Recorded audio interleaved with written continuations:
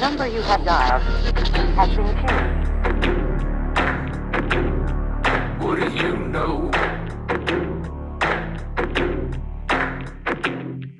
What do you know? The birds and the bees are wise to the light. It Nefarious will be a series of episodes. In these episodes, we will attempt to take a look at both sides of the story of various nefarious topics. These exercises are presented for you to have the opportunity to hone your own discernment, take what resonates, and leave the rest.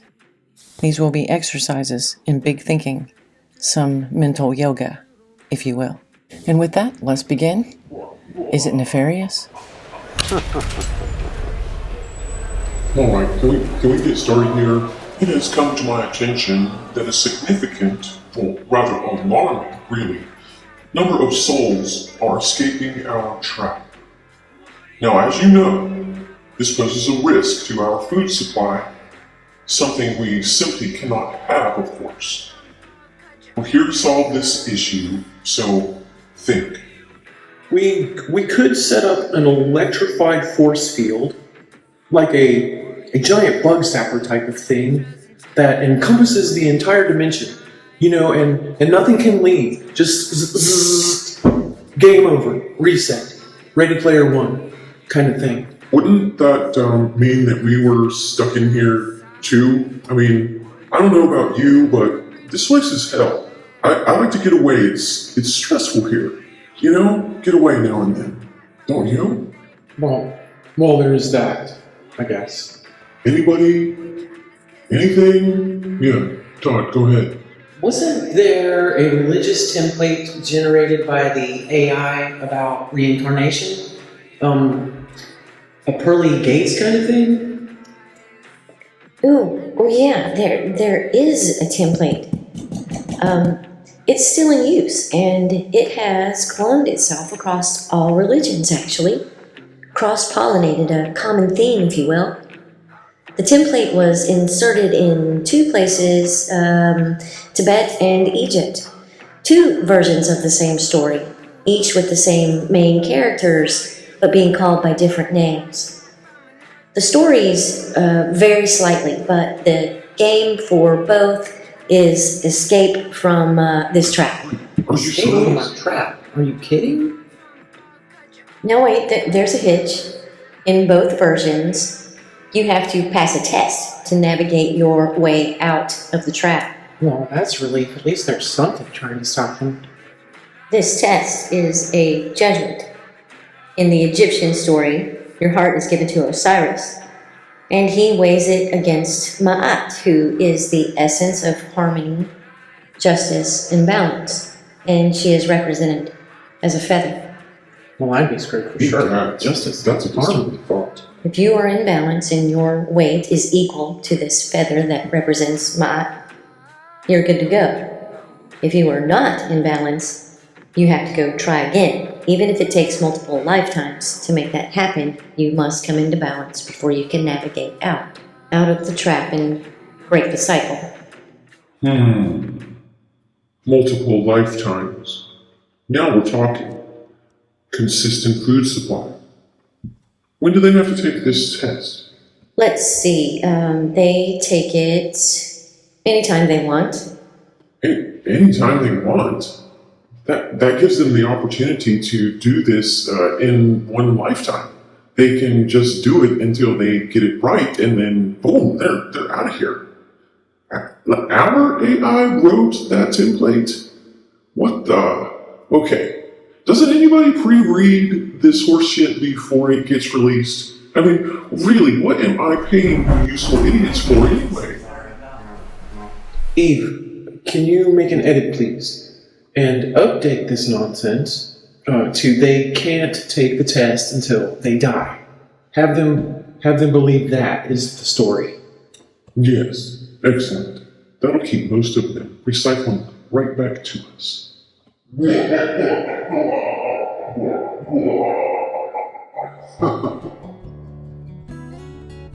I guess I was absent the day in Sunday school when they went over the book of Daniel where they talked about the writing on the wall.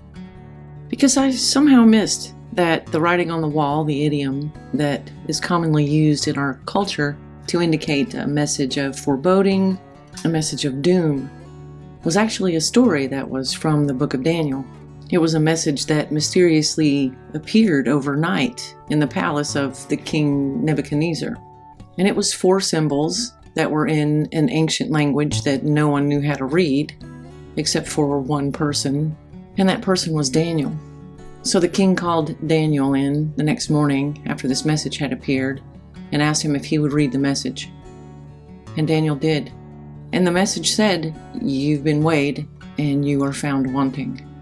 Well, I was flabbergasted. I never knew that there was a connection between those 2 sayings.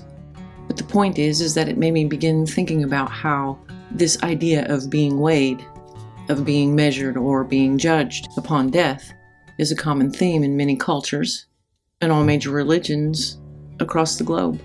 Of course, the most famous one being from the Egyptian Book of the Dead, where upon death you hand your heart over to Osiris and he puts it on a scale where it is weighed against the feather of Ma'at. Well, it turns out that Ma'at is a goddess, and she is the goddess of truth, balance, justice, and harmony. And in essence, this could be viewed as a frequency, a vibration. If your vibration is the same as this frequency, then you are allowed to pass, and you are given eternal life.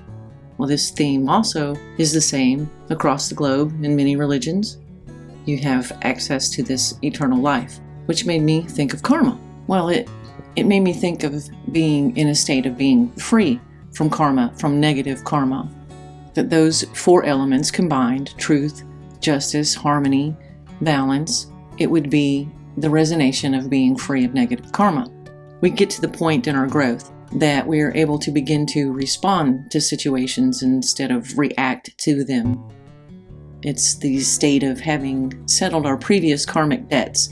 We're no longer acquiring more of this negative karmic debt because our awareness and our discernment are in charge of how we are behaving. We are no longer relating to the world from a place of automatic reactions that are caused by emotional triggers within us. If I lose my temper, you lose your head. Understand? Someone... We don't have to lash out to protect ourselves because the triggers, they don't hurt us anymore because we've done the work. We turned our awareness to our reactions, to recognize them and go within and find the source of what is causing us to react from those triggered places, and we heal it. And when we get to that point, this frees us from the weight of the negative karma, the situations where we cause harm with our actions or our lack of actions, all of the situations where we could have taken a high road, but we didn't. This is the baggage that weighs us down with our injustice, our lies. It causes disharmony and imbalance. This is how we get weighed or measured against that frequency of justice, of the feather of Ma'at. So as I speculated on that state of being this lightweight, of being aware enough to turn automatic reactions into balanced responses, You make me sad. So be it. Come, Patsy. to end these cycles of acquiring more baggage. Another thing that these stories had in common was that none of them mentioned the fact that you can weigh yourself before you die. They all allude to a grand judgment that happens at the point of death. And if I was one of those conspiracy people, I might ask myself why it's written as if you must wait, because this does not give us the opportunity to correct any imbalances that we may have. And then we just continue to accumulate this baggage, this karma that drags our frequency down. Then we find out that we weren't in balance, and we have to come back and do this again and again and again until we get it right. But the thing is that we do have the free will, that we can at any time choose to cast ourselves on these scales as long as we are willing to see our weight, which is our shadow. that we can accept it and bring balance to it by recognizing it and taking action to right our wrongs. Think about it this way. If this is the case, and at our point of death, what we are shown is the weight of the feather, the ma'at, this balance, this harmony, this truth and justice frequency, then we are going to compare ourselves to that frequency. And basically we're going to see, look, ma'at was the thing that we were supposed to gain. And this is the thing that we said we were going to do. And then we evaluated against the thing that we actually did. I think it would be obvious whether or not we match this frequency. And I think that we're the ones that then would decide. We judge ourselves. You judge yourself. Did you match the frequency or not? And if you didn't, then repeating until you do complete that task is absolutely necessary. And why would that be the case, you ask? Because if I wasn't nefarious and I was dealing with those that were nefarious, wouldn't this be the perfect solution? Before they came to your house, you need to make sure that they're going to be able to show up correctly, that they know how to behave, that they understand exactly what it is that truth, justice, harmony, and balance looks like and feels like, because they're capable of matching that frequency. I mean, Daddy's not going to give you the keys to the Maserati if he thinks you're going to crash it, right? This frequency of ma'at would be the thing that you would need to match, so to speak, before the pearly gates open. And you are deemed worthy of eternal life, which would be freedom from the karma of having to repeat the cycles. And I think that we can tell if we are Then maybe you'll listen to your balanced by looking at our own state of mind. Is our mood and perception being affected by the outer circumstances that are happening around us? Or are we in a state of being centered and we are witnessing the circumstances that are happening around us? Are we reacting or are we responding? And this is something that we can do that is a quick and easy check-in. Where's your energy? Are you the benevolent king, or are you the petty tyrant? When we stay in a state of being helpless puppets to our emotional reactions, it's like taking a wrecking ball to your life and your relationships. You end up isolating yourself in a world made up of your own imagined assumptions and feeling like a victim, and most often blaming others for this state of victimhood instead of taking accountability. And you are one. You're one of your own making, though a life lived like this can lead to a trap of distrusting everything and everyone and being in a constant state of anxiety. It's a perfect prison designed by the one that knows your weakness best, you. You've become a puppet to your own fears. You've become Pinocchio. Where we can bring ourselves back to center and stability and awareness of what we're experiencing. Are we reacting to emotions that we're having because we're being triggered from something that was an injustice, an untruth, an imbalance from our past, whether committed by someone else upon us or whether we committed it upon someone else? Or are we in a place where we can witness the circumstances? We may feel that emotion rising within us, but it does not mean that we act upon it. Doing shadow work isn't being detached from the emotions that you're feeling. It's being able to experience those emotions without reacting to them.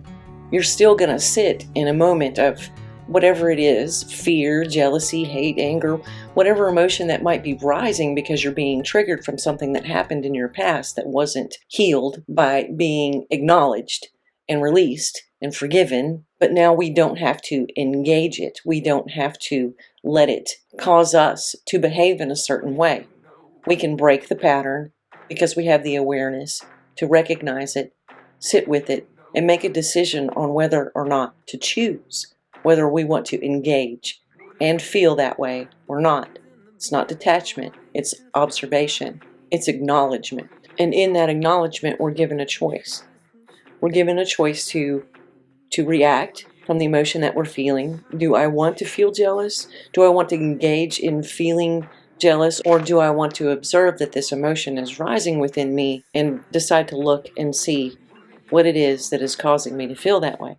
And if we're ever at a point where we're not sure how to react, or we're not sure how to respond, we're not sure what to do, then it's always easy to ask yourself, how would you like to be treated in this situation? If you want to be respected, respect. If you want justice, give it. It's easy enough to decide whether or not you're in balance when you can ask yourself, how would I like to be treated? And then, did you do that? Have you treated others the way that you would like to be treated? Do you give what you want to get back? Because if you're not, then you know that that's something that you need to look at. Balancing and healing our shadow is doing the spiritual work. Is all that's required to pass this proverbial test. This work isn't a good square dance on a Saturday night, for sure. It's not to the end of the world either. It's actually the beginning of a whole new one. One where you aren't living a reaction from your past or fearing your future because of past experiences. And maybe it is true that we will not know the true frequency of what that essence feels like until we are freed from this construction, this experience that we're having in these physical bodies. But I do think that we can approximate and come close to what truth, justice, harmony, and balance mean to us, and decide whether or not we're living in accordance with those things. We may not know the correct answer to the test before the moment of our death, but why would we wait until that moment to take the final exam, not knowing if we're going to pass it or not, when we can take as many pop quizzes as we wish? What you know about the ways on the underside?